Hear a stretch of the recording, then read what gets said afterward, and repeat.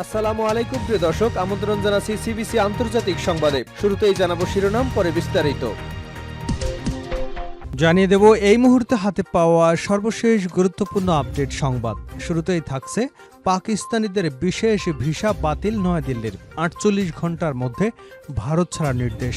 ভারত শাসিত কাশ্মীরের পহেলগামে বন্দুকধারীদের হামলায় ২৬ জন নিহত হবার পরে পাকিস্তানের বিরুদ্ধে কড়া ব্যবস্থা ঘোষণা করেছে ভারত।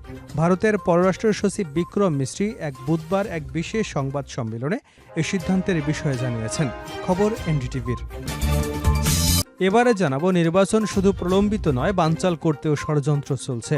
আসন্ন জাতীয় সংসদ নির্বাচন প্রলম্বিত করবার পাশাপাশি তা সম্পূর্ণভাবে বানচাল করবার ষড়যন্ত্র চলছে বলে অভিযোগ করেছেন বিএনপির যুগ্ম মহাসচিব সৈয়দ ইমরান সালেহ প্রিন্স। এদিকে যাদের নেতৃত্বে রাজনীতিতে সক্রিয় হবার পায়তারা আওয়ামী লীগের। গত ৫ অগাস্ট ছাত্র জনতার তীব্র আন্দোলনের মুখে ক্ষমতাচ্যুত হয় আওয়ামী লীগ সরকার। দীর্ঘ ১.৫ দশক ধরে স্বৈরাচারী কায়দায় দেশ চালানো তৎকালীন প্রধানমন্ত্রী শেখ হাসিনা ভারতে পালিয়ে যান। ফলে এখন অস্তিত্ব সংকটে পড়েছে বাংলাদেশের স্বাধীনতা যুদ্ধে নেতৃত্ব দেওয়া ৭৬ বছর বয়সী সবচেয়ে পুরনো দলটি। জানিয়ে দেব, হামাস কেন আত্মসমর্পণ করবে না।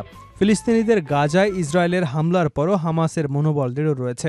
এই যুদ্ধ বন্ধ না হওয়ার পেছনে ইসরায়েলের প্রধানমন্ত্রী বেনয়ামিন নেতানিয়াহুর মনোভাবকেই দায়ী করা হচ্ছে। এ অবস্থায় হামাস ইসরায়েলের কাছে কেন আত্মসমর্পণ করবে না তা নিয়ে লিখেছেন মিডল ইস্ট আইয়ের সহপ্রতিষ্ঠাতা এবং প্রধান সম্পাদক ডেভিড হাস্ট। এবং সর্বশেষ জানাবো, বাড়ছে উত্তেজনা, ভারত পাকিস্তান কি যুদ্ধ বাঁধবে।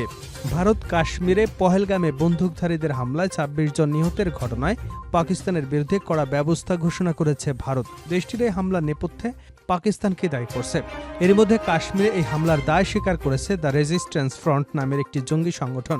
সংগঠনটি পাকিস্তান ভিত্তিক নিষিদ্ধ জঙ্গি সংগঠন লস্কর-ই-তৈয়বার একটি শাখা। ধারণা করা হচ্ছে টিআরএফ এর পেছনে পাকিস্তানের গোয়েন্দা সংস্থা আইএসআই এর সমর্থন রয়েছে। এতক্ষণ শিরোনাম শুনছিলেন, এবার বিস্তারিত। প্রিয় দর্শক, আপনি যদি এই চ্যানেলে নতুন হয়ে থাকেন, ভিডিওটি দেখতে দেখতে চ্যানেলটি সাবস্ক্রাইব করে আমাদের সঙ্গে থাকুন। আর এই ভিডিও সম্পর্কে আপনি আপনার মূল্যবান মতামতটি কমেন্ট বক্সে জানিয়ে দিন। আর জানিয়ে দিন ভিডিওটি কোথা থেকে দেখছেন। পাকিস্তানিদের বিশেষ ভিসা বাতিল নয়াদিল্লির, ৪৮ ঘন্টার মধ্যে ভারত ছাড়ার নির্দেশ। ভারত শাসিত কাশ্মীরের পহেলগামে বন্দুকধারীদের হামলায় ২৬ জন নিহতের পরে পাকিস্তানের বিরুদ্ধে কড়া ব্যবস্থা ঘোষণা করেছে ভারত।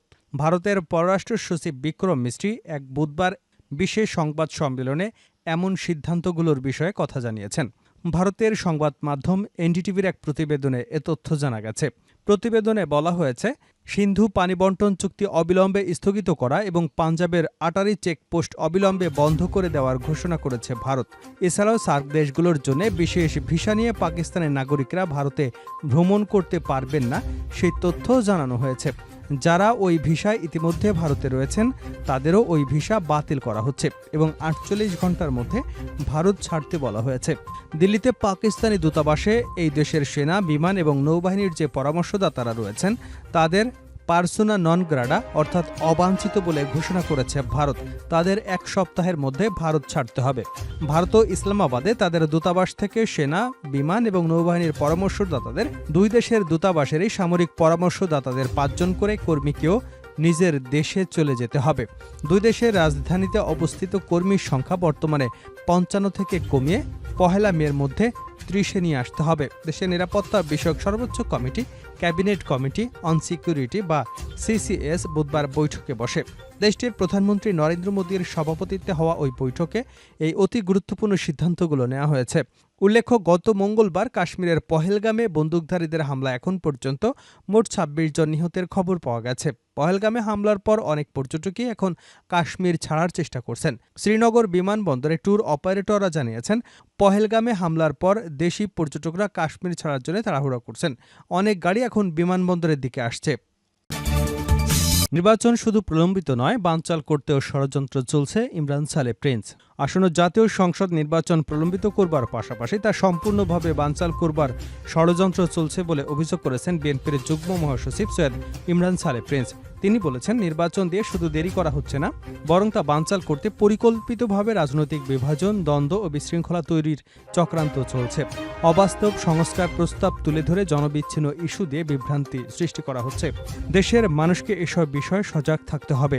বিকেলে ময়মনসিংহের ধোবাউড়া উপজেলার গামারিতলা ইউনিয়ন বিএনপি আয়োজিত এক কর্মী সমাবেশে প্রধান অতিথির বক্তব্যে তিনি এসব কথা বলেন। প্রিন্স আরও বলেন, নির্বাচনের বিষয়ে টালবাহানা বা ষড়যন্ত্রের পথ বেছে নিলে তা সফল হবে না। দেশের জনগণকে সঙ্গে নিয়ে তারেক রহমানের নেতৃত্বে সব ষড়যন্ত্র ব্যর্থ করে জনগণের ভোটাধিকার ফিরিয়ে আনা হবে। তিনি বর্তমান সরকারের প্রতি আহ্বান জানিয়ে বলেন, অন্তর্বর্তীকালীন সরকারের প্রধান উচিত হবে দ্রুত প্রয়োজনীয় সংস্কার সম্পন্ন করে ডিসেম্বরের মধ্যে নির্বাচনের রোডম্যাপ ঘোষণা করা। সমাবেশে বিএনপি ঘোষিত রাষ্ট্র কাঠামো মেরামতের ৩১ দফার কর্মসূচি তুলে ধরে তিনি বলেন, বৈষম্যহীন এবং মানবিক রাষ্ট্র গঠনে এ কর্মসূচি গুরুত্বপূর্ণ ভূমিকা রাখবে।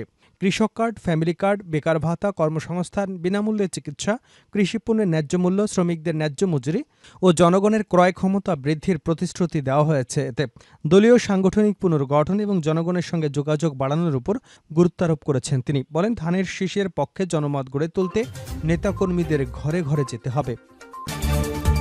তাদের নেতৃত্বে রাজনীতিতে সক্রিয় হওয়ার পায়তারা আওয়ামী লীগের। গত বছরের ৫ই অগাস্ট ছাত্র জনতার তীব্র আন্দোলনের মুখে ক্ষমতাচ্যুত হয় আওয়ামী লীগ সরকারের।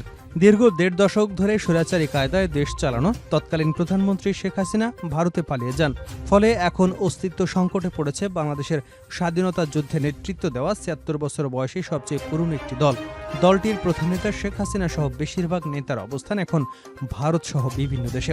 এ অবস্থায় দলটি আবারও সক্রিয় রাজনীতিতে ফিরবার চেষ্টা চালাচ্ছে, যেখানে দেশের ভেতরেই নেতৃত্ব খুঁজে নিয়ে তাদের হাত ধরে এই সংকট কাটানোর চেষ্টা করছে আওয়ামী লীগ।